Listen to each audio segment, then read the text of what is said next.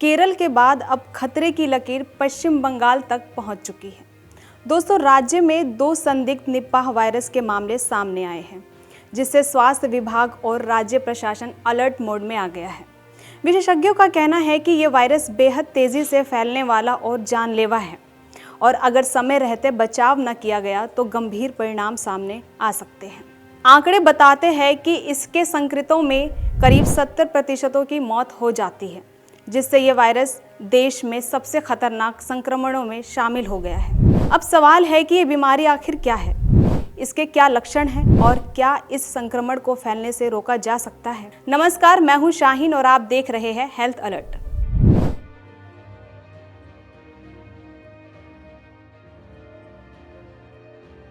बीते कुछ वर्षों के हालात पर गौर करें तो ये साफ नजर आता है कि देश में संक्रामक बीमारियों का खतरा पहले से कहीं ज़्यादा बढ़ गया है। कभी मौसमी फ्लू तेज़ी से फैलता है तो कभी ब्रेन ईटिंग अमीबा, लेकिन बेहद जानलेवा बीमारी लोगों में डर पैदा कर देती है। बीते सालों में ऐसे कई संक्रमण सामने आए हैं जिन्होंने न सिर्फ आम जनता को चिंता में डाला है बल्कि स्वास्थ्य व्यवस्था के लिए भी बड़ी चुनौती खड़ी कर दी है। साल 2025 के जुलाई अगस्त महीने में केरल में निपाह वायरस के मामले ने पूरे देश का ध्यान अपनी ओर खींचा था।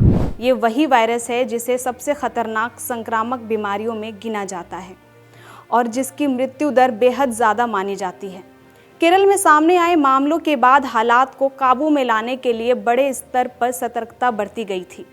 अब चिंता इसलिए और बढ़ गई है क्योंकि निपाह वायरस का खतरा केरल से आगे बढ़ता हुआ पश्चिम बंगाल तक पहुंच गया है। ताज़ा रिपोर्ट के मुताबिक पश्चिम बंगाल में निपाह वायरस के 2 संदिग्ध मामलों की पुष्टि हुई है। इन खबरों के सामने आते ही स्वास्थ्य विभाग पूरी तरह अलर्ट मोड में आ गया है। विशेषज्ञों का मानना है कि अगर समय रहते सख्त कदम नहीं उठाया जाए तो ये संक्रमण तेजी से फैल सकता है। पश्चिम बंगाल के उन 2 केस की बात करें तो मीडिया रिपोर्ट्स के मुताबिक दोनों प्रभावित एक प्राइवेट अस्पताल के मेडिकल स्टाफ हैं। दोनों की उम्र 22 से 25 साल के बीच है। मुख्य सचिव ने कहा है कि स्वास्थ्य विभाग ने कॉन्ट्रैक्ट ट्रेसिंग शुरू कर दी है। अधिकारी इस बात की जांच कर रहे हैं कि दोनों व्यक्तियों को वायरस का संक्रमण कैसे हुआ और कौन से लोग उनके संपर्क में आए थे।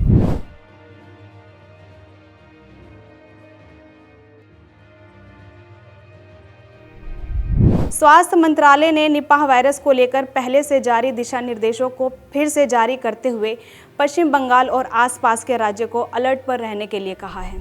आप सोच रहे होंगे कि निपाह संक्रमण आखिर होता क्या है और ये कैसे फैलती है। निपाह वायरस एक जूनोटिक बीमारी है जो न सिर्फ काफ़ी तेज़ी से फैलती है बल्कि इससे संक्रमितों में मौत का खतरा भी अधिक बढ़ जाता है। जूनोटिक रोग उन संक्रामक बीमारियों को कहा जाता है जो जानवरों से इंसानों में फैलती है। ये वायरस बैक्टीरिया, परजीवी या कवक जैसे सूक्ष्म जीवों के कारण होती है। ये वायरस मुख्य रूप से चमगादड़ों के संपर्क से फैलती है। कुछ मामलों में सूअर, बकरी, घोड़े जैसे अन्य जानवरों के माध्यम से भी इसका संक्रमण हो सकता है। संक्रमितों को जानवरों के संपर्क में रहने वालों से भी इस संक्रमण का खतरा अधिक देखा जा सकता है। यहाँ तक कि संक्रमित जानवरों के रक्त, मल, पेशाब या लार के संपर्क में आने से भी ये वायरस इंसानों में फैल सकता है।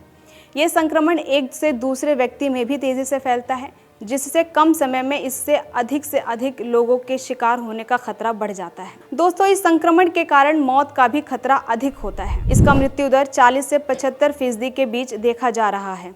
गंभीर मामलों में ये वायरस तेजी से दिमाग पर भी हमला करता है, जिससे दिमागी सूजन यानी एन्सेफेलाइटिस हो सकता है। यही स्थिति मरीज की जान के लिए सबसे ज़्यादा खतरनाक साबित होती है। कई मामलों में मरीज कोमा में चला जाता है और इलाज में थोड़ी सी भी देरी जानलेवा बन सकती है। अब सवाल है कि क्या इसके लिए कोई कदम उठाया जा रहा है? तो दोस्तों, सरकारी एजेंसियां पूरी तरह चौकस है और किसी भी तरह के फैलाव को रोकने के लिए सख्त एहतियात कदम उठाए जा रहे हैं। स्थिति की गंभीरता को समझते हुए केंद्र सरकार ने बिना देरी किए एक संयुक्त विशेषज्ञ टीम को पश्चिम बंगाल रवाना किया है। टीम राज्य सरकार के साथ मिलकर निगरानी, सैंपल जांच, संक्रमण रोकथाम और केस मैनेजमेंट में सहयोग करेगी। दोस्तों, संक्रमितों में एन्सेफेलाइटिस का भी खतरा रहता है।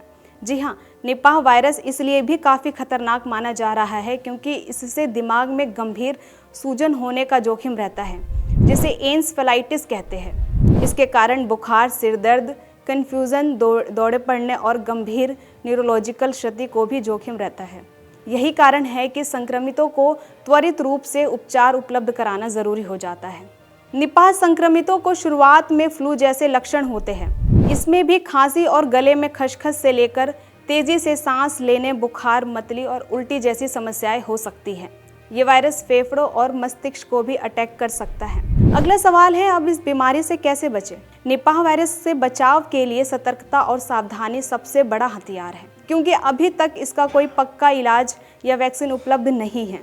इसीलिए रोकथाम ही सबसे प्रभावी तरीका माना जाता है। सबसे पहले संक्रमित या संदिग्ध जानवरों से दूरी बनाए रखना बेहद जरूरी है। खास तौर पर चमगादड़, सूअर या किसी भी बीमार जानवर को बिना सुरक्षा छुए नहीं।